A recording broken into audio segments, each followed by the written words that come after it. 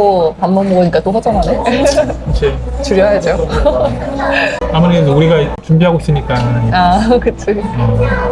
오빠의 근데 이제, 정자는 3개월 전에 생성된 정자이기 때문에 3개월 전에 건강 상태가 중요하다고 하더라고. 그래? 그래도 사무실이 9층에 있단 말이야. 응. 요즘에 계단으로 오르락내리락 한단 말이야. 나름 노력하고 있어. 저희는 작년 10월부터 아이를 가지려고 하고 있고 지금 그러니까 한 7개월 정도 됐죠. 근데 7개월간 최선을 다해서 아이를 가지려고 했으면 이제 정말 미련 없이 뭐 인공수정이나 시험관으로 넘어가야겠다 이런 마음이 들 텐데 그건 또 아니거든요. 저희가 뭐 한 7개월 정도 시도는 했지만 사실 중간에 조금 빼먹은 기간도 있기도 하고 처음에는 가임기에 열심히 시도를 해야겠다 이런 마음이었는데 오빠가 딩크는 아니지만 딱히 그렇게 의욕적이진 않았어요.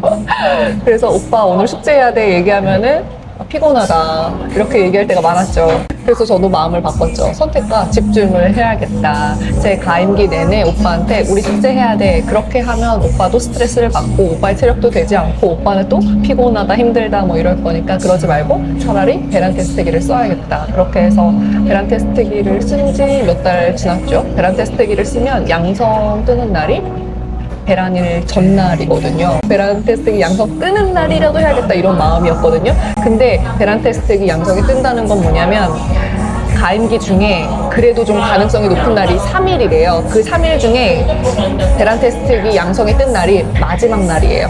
그러니까 이미 가능성이 높은 날은 이제 지나고 끝물이라는 거죠. 그렇게 몇 달을 보냈죠. 근데 그러다가 한 3, 4월 정도였나? 그때는 임신을 하면 24년에 출산을 하는 거예요. 그것도 연말에. 그래서 연말에는 좀 안 낳고 싶고 연말에 낳기 싫다기보다는 아이가 연말에 태어나진 않았으면 좋겠는 거죠. 이왕이면은 다음 해 1월이 더 좋은 거고. 그래서 한두 달 그냥 얼렁뚱땅 넘어가기도 했어요. 그리고 처음으로 5월 달에 좀 최선을 다해서 시도를 했죠. 가임기에 오빠한테 우리 이제 더 이상은 미루지 말고 좀 열심히 숙제를 해보자. 그렇게 오빠를 설득해서 했지만 안 생긴 거죠. 한 번 그렇게 열심히 하고 바로 아이가 생기지 않는 게 어떻게 보면 당연한 건데 심지어 저희는 둘 다 나이가 있으니까. 근데 그렇게 열심히 한 게 처음이었기 때문에 내심 저도 기대를 했나 봐요. 근데 아이는 생기지 않았고 엄청 스트레스더라고요. 그래서 바로 막 산부인과 갔죠. 상담은 받고 아직 결정을 하지 않았지만 자연 임신을 한두 번 정도 더 시도하다가 인공수정이나 시험관으로 넘어갈지 아니면 바로 인공수정을 할지 이런 게 지금 좀 고민되는 상황이에요. 어쨌든 저희는 결혼한 지는 지금 한 1년 반 조금 넘었거든요. 근데 둘이 나이가 적지 않은데도 그냥 둘이 놀았어요. 그거에 대한 대가를 치르고 있는 것 같고 더 이상 미룰 건 아닌 것 같고 저희는 마지노선을 올해 가을로 정해놨거든요. 올해 한 10월 정도까지는 무조건 임신을 하자. 그렇기 때문에 사실 마음 같아서는 자연 임신을 우리가 지금까지 진짜 열심히 시도했으면 마음이 깨끗하게 포기가 되고 이제는 인공수정이 맞는 것 같다, 시험관이 맞는 것 같다 이런 마음이 들 텐데 아직 그런 마음은 아니지만 올해 가을까지 아이를 갖기로 마음을 먹었으니까 지금 벌써 6월이고 4개월밖에 안 남았고 이 4개월을 인공수정과 시험관과 자연 임신 어떻게 분배해서 쓸지를 고민하고 있는 거죠. 매일 마음이 바뀌어서 아직도 모르겠어요. 근데 알아보니까 인공수정은 거의 뭐 자연 임신과 다를 게 없어. 거의 뭐 자연 임신의 범주에 들어가더라고요. 그리고 얼마 전에 산부인과에서 상담했을 때 원장님이 말씀하신 것도 인공수정은 자연 임신보다 한 1%, 2% 높은 확률이라고 하셨어. 그거밖에 안 돼? 그러니까 뭐 그게 정확한 수치는 아니겠지만 제 나이에 자연 임신의 확률이 뭐 한 10% 정도라면 그분이 보여주신 표에 의하면 난자가 하나 나올 때는 인공수정의 확률은 11%, 난자가 2개 나오면 뭐 13%, 14%요 정도. 되게 그러니까 미미하다. 어차피 낮은 확률이야. 그러니까 사실은 높은 확률로 빨리 임신을 하고 싶은 거면 시험관으로 바로 넘어가는 게 맞는데 주변에 이제 시험관을 한 사람이 있다 보니까 얘기를 저도 듣는 게 있는데 너무 끔찍할 정도로 고생스럽더라고요. 나도 거기까지는 안 갔으면 좋겠어. 우리가 시험관은 최대한 피하고 싶다면 지금 자연 임신을 그냥 바로 접어버리고 인공수정을 차라리 횟수를 늘리는 게 더 나을 수도 있지. 시험관은 매일 주사를 맞고 이런 게 문제가 아니라 난자를 채취하고 나면 복수 차는 게 문제더라고요. 그래서 걷는 게 힘들 정도로 정말 여자가 고생을 많이 한다고 하더라고요. 물론 안 그런 분들도 있는데 꽤 높은 확률로 다들 그렇다고 하더라고요. 근데 이게 진짜 우리가 지금까지 자연임신을 열심히 시도했으면 이제는 포기하자 이런 마음일 거야. 근데 아니 뭐 한 게 있어야지. 결국에는 내 문제인 거야. 아니 그 오빠가 딩크는 아닌데 아니, 그 그게- 의지가 없어. 그러니까 체력적인 부분도 있고 나이적인 부분도 있고 그리고 내가 의욕적인 성격은 아니고 그렇다 보니까 딩크는 아니지만 그냥 별로 딱히 의지가 없는 거다 뭐 이런 건가? 나도 애를 갖고는 싶어. 음. 빨리 갖고는 싶은데 그게 마음처럼 안 된다. 무슨 소리죠 이게? 이게 무슨 소리지? 시도를 많이 해야 되는 거잖아. 몸이 안 따라준다고. 뭐 체력적으로? 체력적으로도 그렇고. 체력적으로도 그렇고 그리고 힘들긴 하지만 그래도 참고 해야 되는 중요한 사안이지만 그 정도의 의지까지는 아니다 뭐 이런 건가? 그리고 저희는 아직 아이를 가진 건 아니지만 우리의 아이가 딸이라는 건 나는 너무 알겠어. 왜냐면 이 정도로 간절하게 바라면 이건 이뤄주셔야 돼. 저희는 아들은 생각도 안 해봤어요. 그러다가 무조건 딸이야. 아들 나오면 어떡해. 아니야. 우린 딸이야. 확실해. 나는 확신할 수 있어. 이 정도로 바라면 이거는 안 들어주시면 이상한 거야. 인생이 마음대로 되지 않던데. 아니야. 그래도. 감사합니다.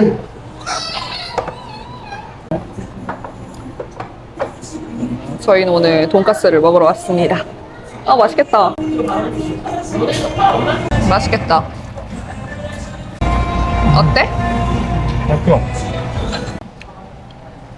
샐러드 엄청 맛있어. 역시 샐러드는 드레싱 맛이죠. 드레싱이 샐러드 드레싱이라고 하기에는 엄청 자극적이야. 짭짤하니 맛있어.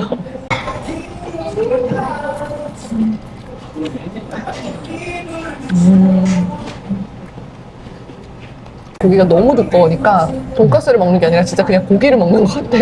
그치? 튀김의 맛이 느껴진다기보다 진짜 찐 고기. 저는 애초에 딩크가 아니었고 아이를 낳을 게 아니면 동거가 더 낫다고 생각을 하는 사람이기 때문에 결혼을 한 이유 중에 하나가 아이를 갖기 위해서도 있거든요. 그리고 아이가 생기지 않으면 시험관, 인공수정 저는 다 괜찮다는 마인드였기 때문에 굳이 뭐 결혼이 빨리 하고 싶지도 않은데 결혼을 서두를 필요가 없다고 또 생각을 했고 근데 막상 아이를 가지려고 하니까 시험관을 한 친구도 있고 동생도 있고 얘기를 들어보니까 이건 아니구나. 최대한 피할 수 있으면 피해야 되는 거구나. 그치. 그리고 아이를 가지려고 하기 전에는 오빠가 이렇게 협조를 안 할 줄 몰랐어. 협조? 몸이 안 따라준다는 거지. 왜 협조를 안 하는 거지? 밥 먹고 나왔는데 비가 너무 많이 내리네요. 그리고 오빠가 최근에 이직을 했거든요. 물론 더 좋은 조건으로 간 건 맞는데 매달 들어오는 월급은 좀 많이 줄어든 상황이에요.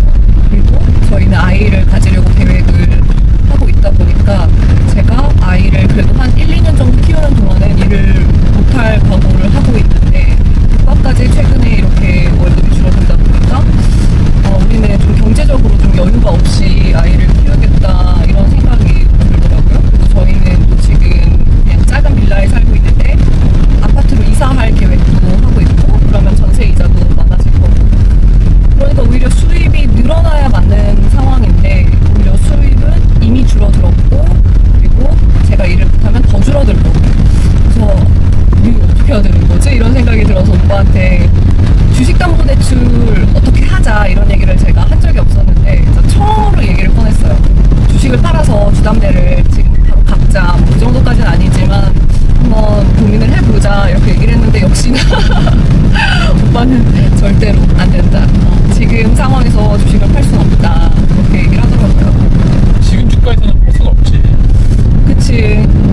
물론 오빠가 100불대일 때부터 테슬라를 산 건 맞지만 주식담보대출을 해서 좀 비싼 가격에 들어갔기 때문에 사실 지금 주가에서 주식을 정리해서 주담대를 갚는다는 거는 꽤 많은 금액을 손절하는 거거든요. 그래서 오빠는 당연히 하기 싫겠지 그건 알겠는데 우리한테 고정비가 지금 꽤 많은 상황인데 이 고정비를 줄이지 않으면은 우리는 답이 없다는 거지. 그러니까 오빠의 수입은 이미 줄었고 저도 돈을 벌지 못할 예정이고 그게 뭐 언제까지일진 모르겠지만 적어도 아이가 한 돌 지나서까지 아닐까요? 물론 아직 임신도 안 했습니다. 그건 아니지만 미리 좀 대비는 해야겠다는 생각은 들어요. 나는 손절은 생각도 안 하고 있고 무조건 수익이 났을 때 좀 하고 싶어. 주식을 정리하는 것도 오빠의 평단 위인지 아래인지 그게 되게 중요하더라고요. 무조건 평단 위에서 주식을 정리하고 갚겠다 뭐 이런 거잖아. 그렇지. 근데 저는 주식을 정리할 때 내가 얼마에 샀는지 사실 별로 그건 중요하지 않거든. 그냥 지금이 적기인지 좀 더 기다리는 게 맞는지 나는 그런 게 기준이기 때문에 아예 좀 판단 기준 자체가 좀 다른 것 같긴 해요. 근데 우리는 뭐라도 결정을 내려야 되는 상황인 것 같아.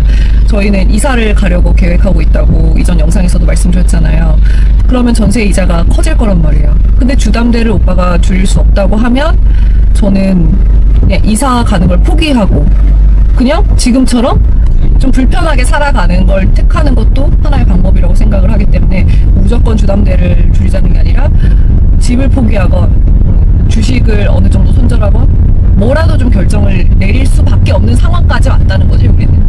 그냥 내 생각은 뭐 집도 포기 안 하고 주담대도 포기 안 하고 그냥 어떻게든 뭐 잘 버텨가지고 그때 가서 정 힘들면은 주식을 조금씩 정리하면서 뭐 생활비로 좀 쓰고 이렇게 하면 될 거라고 생각하고 있거든. 그때 가면 어느 정도 주식이 올라갈 수 있을 거라 생각해. 그러니까 그때 가서 조금씩 정리하는 게 낫지.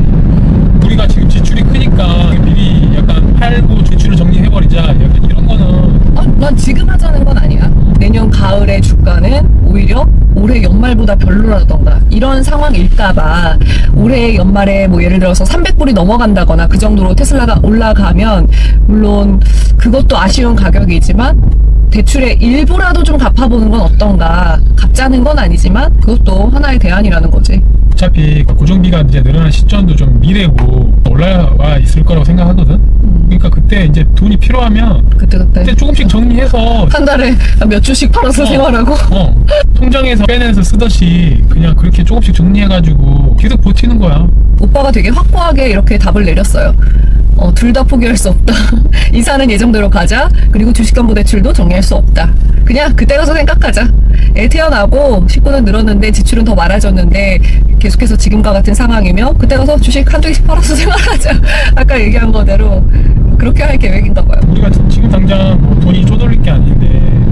근데 그러고 보면 저희는 자가가 아닌데 자가여서 원금과 이자를 매달 엄청 많이 갚고 있는 부부들은 아이가 태어나고 나서 그래도 1, 2년이라도 외벌이를 할 텐데 어떻게 생활을 하는 건가 그런 생각이 들더라고요.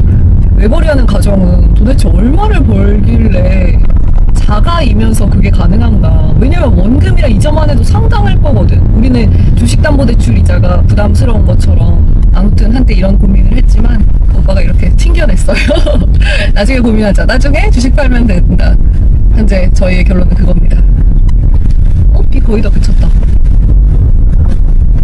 아무튼 저희는 오늘 여기서 인사드리고 다음에 또 다른 소식으로 찾아뵙겠습니다. 시청해주셔서 고맙습니다.